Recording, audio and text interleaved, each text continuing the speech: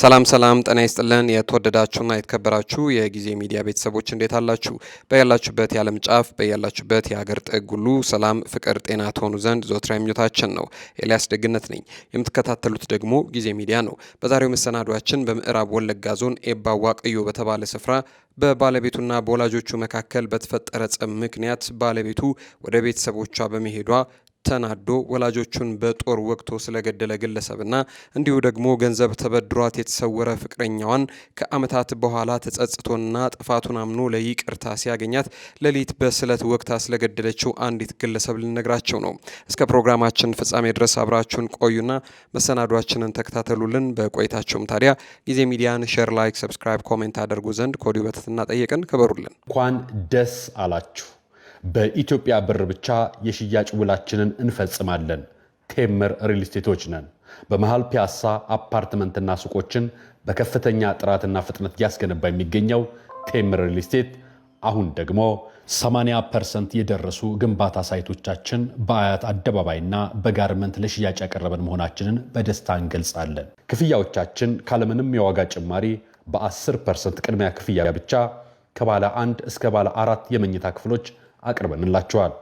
ቴምር ሪል ስቴት በፒያሳ አድዋ 001 ፕሮጀክታችን ሱቆችን ላመለጣችሁ ደንበኞች ከቀድሞ ሳይት አጠገብ ግራውንድ ፕላስ 5 የገበያ ማዕከል በመገንባት በድጋሚ ሱቆችን ለሽያጭ አቅርበናል። የቀሩን ቤቶችና ሱቆች ውስን ስለሆኑ ፈጥነው ይደውሉ።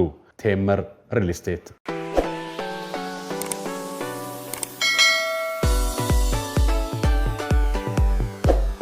ቀዳሚ ወዳደረግነው ጉዳይ ስንመጣ ሚስቴን ከቤት እንድትወጣ ምክንያት ናችሁ በማለት ወላጆቹን የገደለው ግለሰብ በእድሜ ልክ እስራት ስለመቀጣቱ ነው የተሰማው። በምዕራብ ወለጋ ዞን ኤባ ዋቅዮ በተባለ ስፍራ በባለቤቱና በወላጆቹ መካከል በተፈጠረ ጸብ ባለቤቱ ወደ ቤተሰቦቿ በመሄዷ ምክንያት ተናዶ ወላጆቹን በጦር ወቅቶ የገደለው ግለሰብ በእስራት መቀጣቱ ተገልጿል። አቶ ፉፉ ነጋሽና ወይዘሮ ጋሪቱ ሁንዴ በትዳር ለዓመታት የኖሩ ሲሆን በትዳራቸው ፈይሳ የተባለ ልጅ አፍርተዋል። ልጃቸው ለትዳር ሲደርስም ከዚያው አካባቢ አንዲት ኮረዳ አጭተውለት የሞቀ ሰርግ ደግሰው ይድሩታል።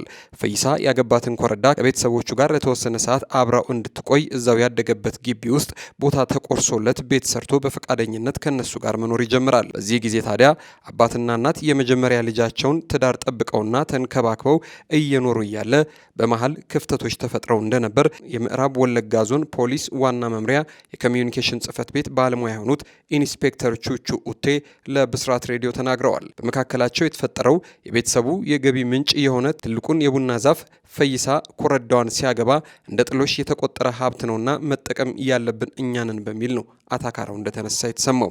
የካቲት 4 ቀን 2017 ዓ.ም የፈይሳ ባለቤት የቡናው ዛፍ ፍሬ ሲያፈራ የለቀመች ስትሸጥ አባትና እናት ወደ ጸብ ያመራሉ። በዚህ ጊዜ የፈይሳ ባለቤት እሱ በሌለበት ቤቱን ጥላ ወደ ቤተሰቦቿ ቤት ትሄዳለች። ፈይሳ ማታ ቤት ሲገባ ባለቤቱ አለመኖሯን አይቶ አባቱን ሲጠይቅ አባት የተፈጠረውን ነገር ሲነግሩት ልጃቸው በንዴት የገዛ አባቱን አንገታቸውን ሲያንቅ እናት ደግሞ የተሰቀለ ጦር ከግድግዳ ላይ አውርደው ልጅ ነውና ሊያስፈራሩት እንደሞከሩ ፈይሳ ለፖሊስ በሰጠው ቃል ይገልጻል። በዚህም ጦሩ በእናቱ በኩል መሰንዘሩን ንዴት የፈጠረበት ፈይሳ ነገሩ እልህ ውስጥ እንደከተተውና አባቱንና እናቱን በመውጋት ሁለቱንም ገድሎ ጎን ለጎን አስተኝቶ ያመልጣል። በሚቀጥለው ቀን ታዲያ የባልና ሚስቱን ሞት የአካባቢው ሰዎች ለፖሊስ አሳውቀው ፖሊስ በስፍራው ተገኝቶ የሟቾቹን አስክሬን ወደ ሆስፒታል ከላከ በኋላ ድርጊቱን ማን ሊፈጽም ይችላል ብሎ ምርመራ ይጀምራል። በዚህም ልጃቸው እንደሆነ በማስረጃ በመረጋገጡ ፖሊስ ባደረገው ከፍተኛ ክትትል ፈይሳ ከ3 ቀናት በኋላ የካቲት 7 ቀን 2017 ዓ.ም ቄለም ወለጋ ዞን ጋዋ ወረዳ ከተሸሸገበት ቦታ በቁጥጥር ስር ሊውል ችሏል። ከዚያም ለድርጊቱ መነሻ የሆነውንና የድርጊቱን አፈጻጸም ፈይሳ በዝርዝር ለፖሊስ ያስረዳል። የምርመራ መዝገቡን በፖሊስ የአስክሬን ምርመራና በሌሎች ማስረጃዎች አጠናክሮ ፖሊስ ለአቃቤ ሕግ ያቀርባል። አቃቤ ሕግም ከፖሊስ የቀረበውን የምርመራ መዝገብ ተመልክቶ በከባድ የሰው መግደል ወንጀል በምዕራብ ወለጋ ዞን ከፍተኛ ፍርድ ቤት ክስ ይመሰረትበታል። ፍርድ ቤቱም ተከሳሽ ፈይሳ ፉፉ ሰውን ለመግደል የተጠቀመበት መሳሪያና ዘዴ እንዲሁም ደግሞ ያገዳደሉ ሁኔታ በወላጆቹ ላይ መሆኑ ቅጣቱን የሚያከብድና ጨካኝ ነውረኛና አደገኛ መሆኑን በመግለጽ ሚያዝያ 7 ቀን 2017 ዓ.ም በዋለው ችሎት በዕድሜ ልክ እስራት እንዲቀጣ ወስኖበታል ሲሉ ኢንስፔክተር ቹቹ ኡቴ ጨምረው ለብስራት ሬዲዮ ተናግረዋል።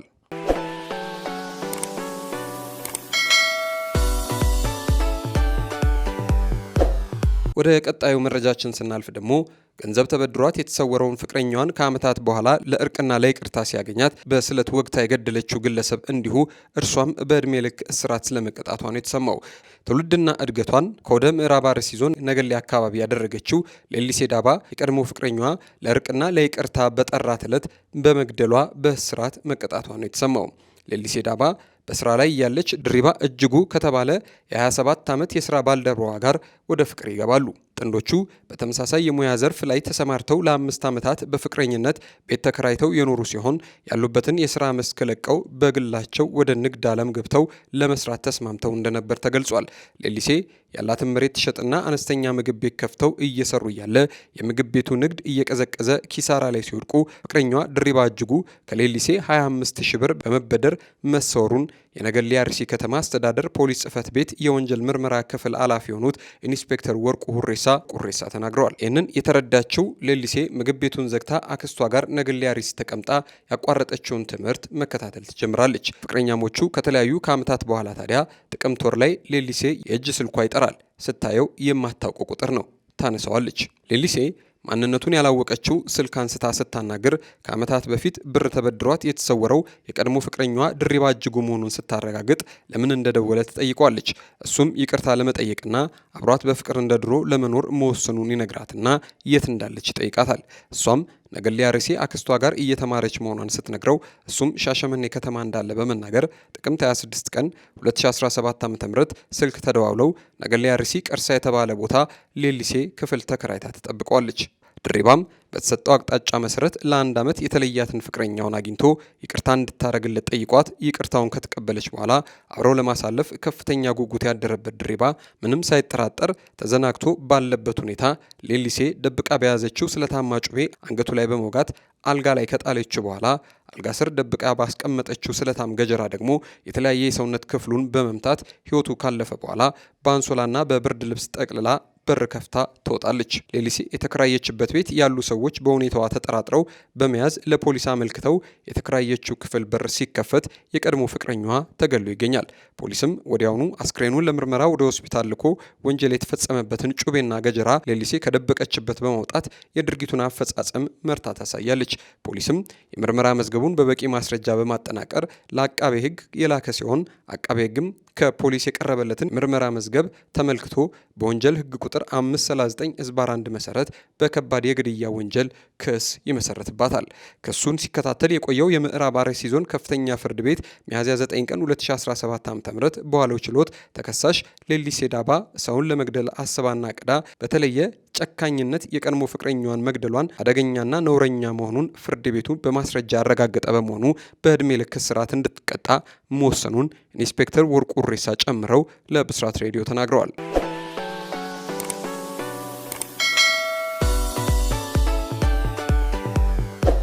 የተወደዳችሁና የተከበራችሁ የጊዜ ሚዲያ ቤተሰቦች መረጃውን ያገኘነው ከብስራት ሬዲዮ ነው። እስከ ፕሮግራማችን ፍጻሜ ድረስ አብራችሁን ስለቆያችሁ እጅግ በጣም ከልብ አድርገን እናመሰግናለን። ክበሩልን። ጊዜ ሚዲያን አሁንም ሼር፣ ላይክ፣ ሰብስክራይብ፣ ኮሜንት በማድረግ ቤተሰብ ታደርጉን ዘንድ ከወዲሁ በትህትና ጠየቅን። እናመሰግናለን።